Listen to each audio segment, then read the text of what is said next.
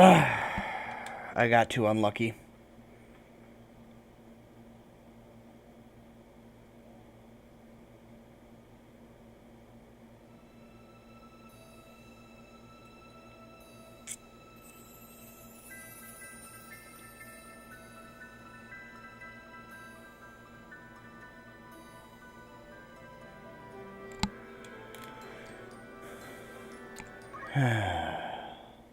I'll begin this review with 3 bold statements. First, I loved this game. I know that may come as a shock to those of you who have watched my channel for some time, and particularly those of you who know that a long delay and fallback in my channel often corresponds with a game that I'm dreading making a review of, or having to go back and think more about, but that simply wasn't the case this time. Oh, I didn't mean I wasn't avoiding this review. I definitely was, because this game was difficult to wrap my head around. I may have loved it, but against all logic, my second statement is that for most players, I would actively suggest against discovering this game on their own. You won't get anywhere, you'll be frustrated, and you'll give up. But thirdly, I would encourage anyone who enjoys strategy games and or RPGs to discover this game with someone who has already played it, and no other way. That's a lot to unpack right at the start of things, so let's get into my internal confusion. I began playing the game, greeted by an intriguing FMV. Unlike most opening cutscenes you see today, it blends seamlessly into the gameplay, as you realize the Chocobo riders you've been watching are actually our core group of characters. Can I also take a moment to mention that while PS1 era FMV makes for terrifying human figures, those backgrounds are still beautiful to this day. We go from the FMV into a cutscene, the likes of which I would expect to see on RPG Maker. This isn't an indictment of the cutscenes, I'm just always slightly amused when I see how far we've come with game technology. What I am going to indict is this dumbass princess. She's in danger and on the run. They know this, that's why they hired mercenaries. And yet, she spent an hour praying in this chapel, wasting everyone's time. But when our mercenary group calls her out on it, they're being disrespectful. What's up, We have been waiting an hour! Simon, why aren't you out hunting vampires? The enemy, oh, what do you know? You wait in one location for an hour and the enemy catches up with you? Man, who da thunk? Yeah, you sitting around for an hour doing nothing is gonna get people killed because of you. But it won't be your fault, I'm sure, because that's not how things work. Everything that goes wrong from this point in the story on is your fault, and I'm not going to shed a single tear when you get kidnapped.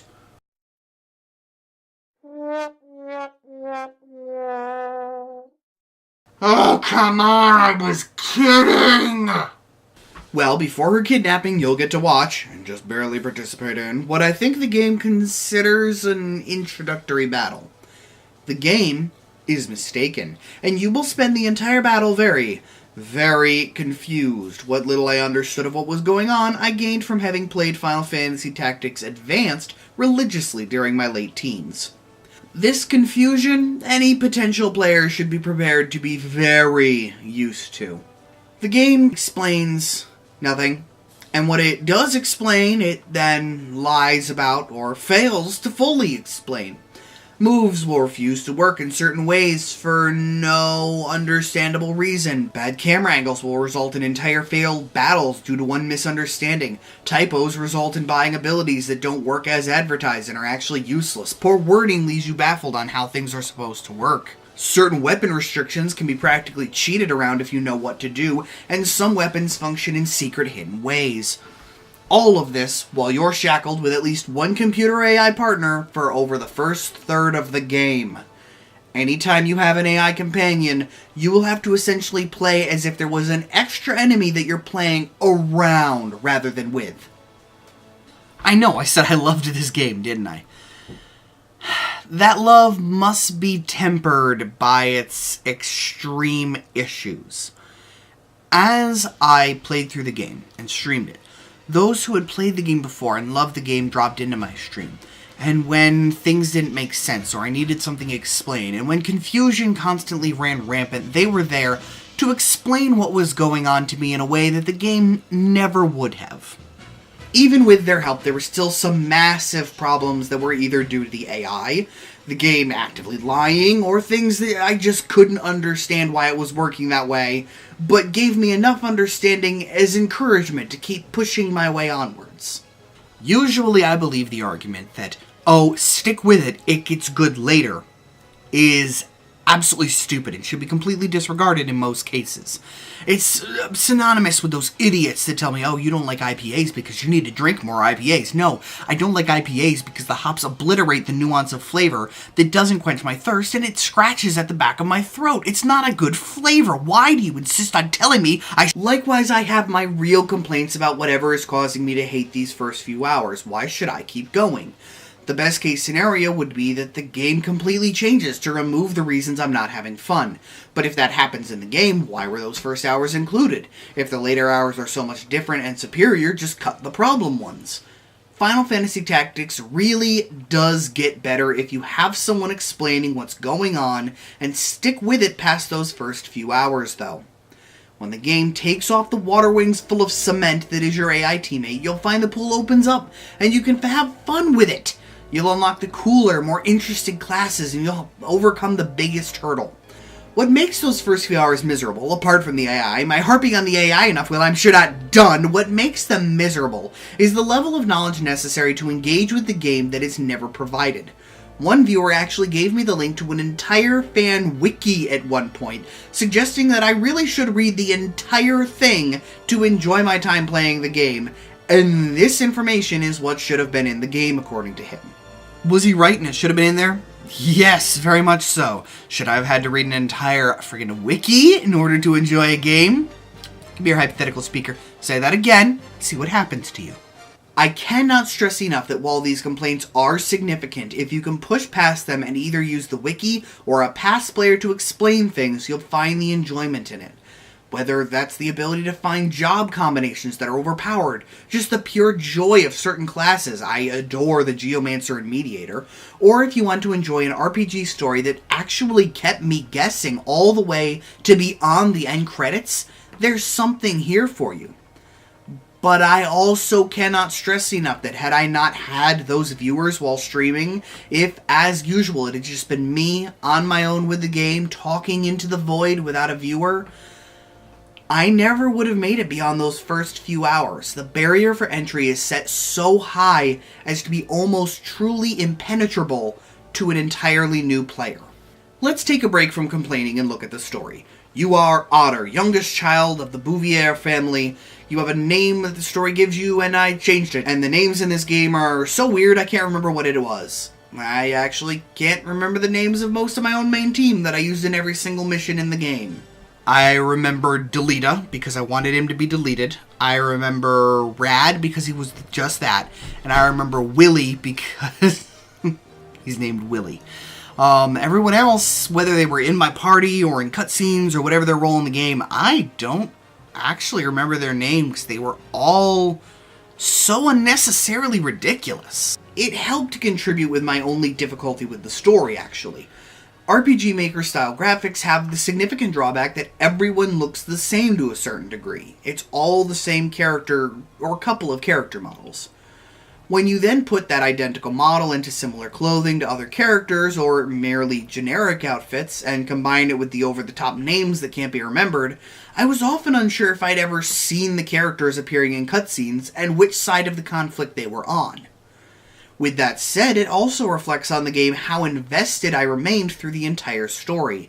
And any character that you'll remember and want to see get their punishment, yeah, they'll die. Along with some people you don't want to. And yeah, I'm skipping around telling you the story.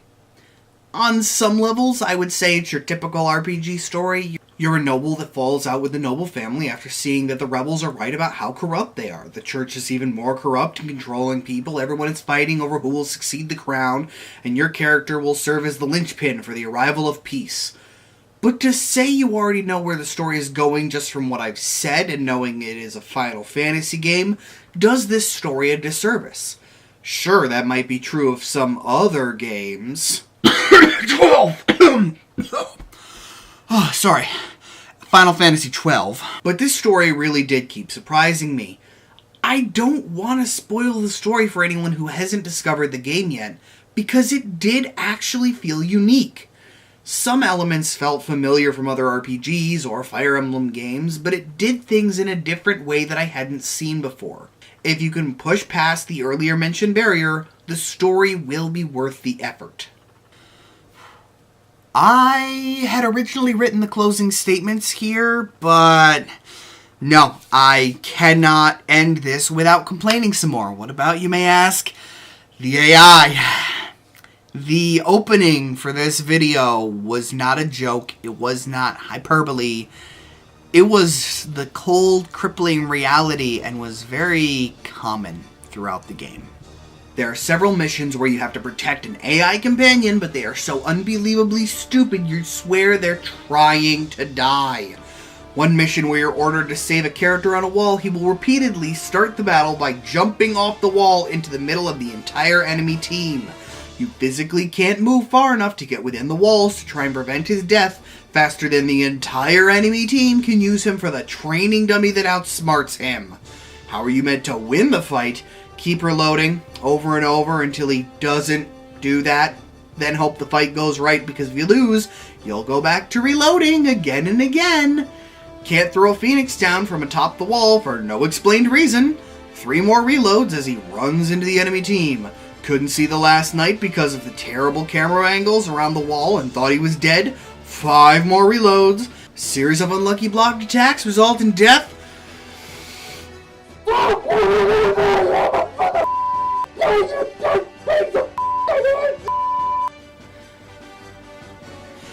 Saving AI partners won't be the only time you'll scream at the computer either. If an AI teammate drops under half health, and sometimes when they've just lost any health with no explanation, they'll always use their turn to drink a potion and run as far away from the enemy as possible.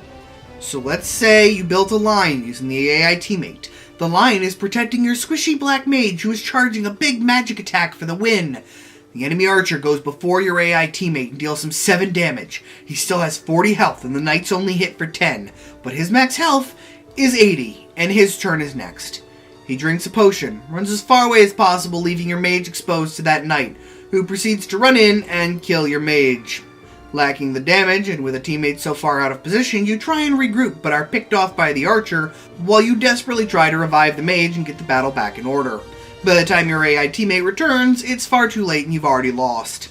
This is not an isolated example. It will be a situation you'll be far, far too familiar with by the end of the game.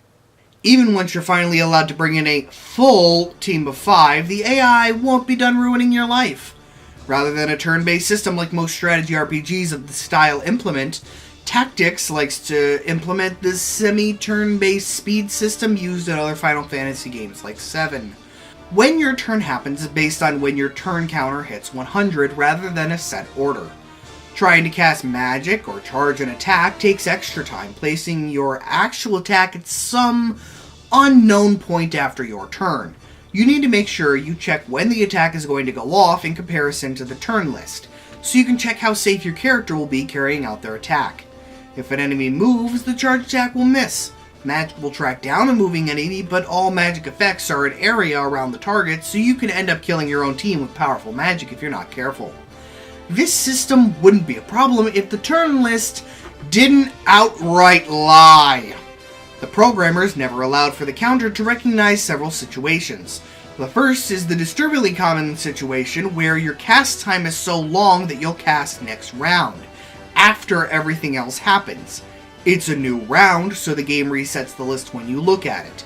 You see that no enemy will go before your attack triggers, so you let her rip.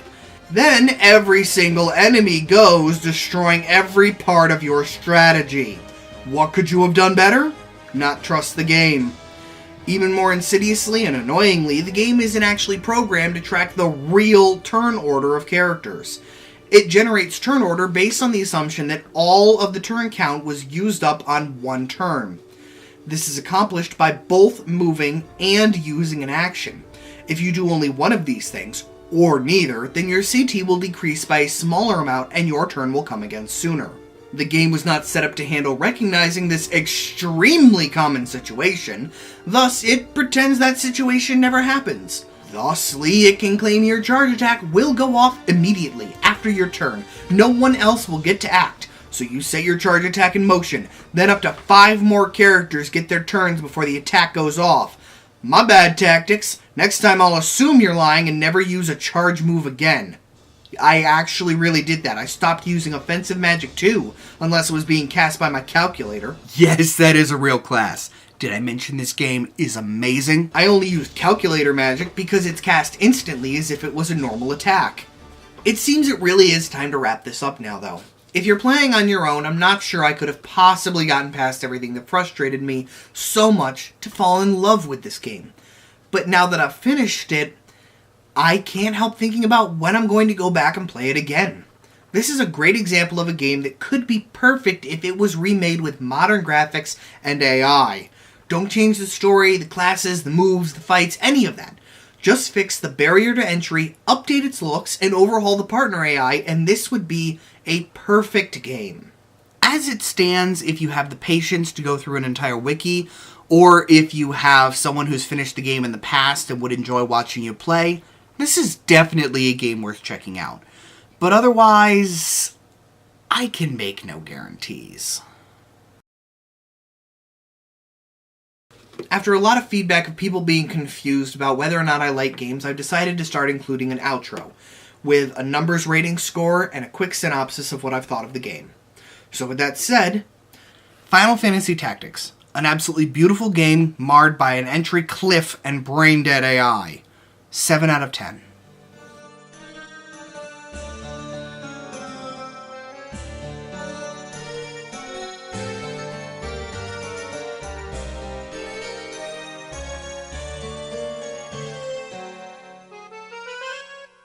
Was he right that it should have been there? Yeah. Should I have had to read an entire frigging week? Was he right that it should have been? Was he right it should have been in the game? Yeah. Should I have had to read an entire friggin' wiki in order to enjoy a game? Was he right it should have been in there? Yeah. Should I have had to read a friggin' wiki to enjoy a game? Come over here, hypothetical speaker. Oh my god. Was he right it should have been in the game? Oh yeah. Shall I? Om Nai Shivai, Om Nai Shivai, Om Nai Shivai, Om Nai Shivai.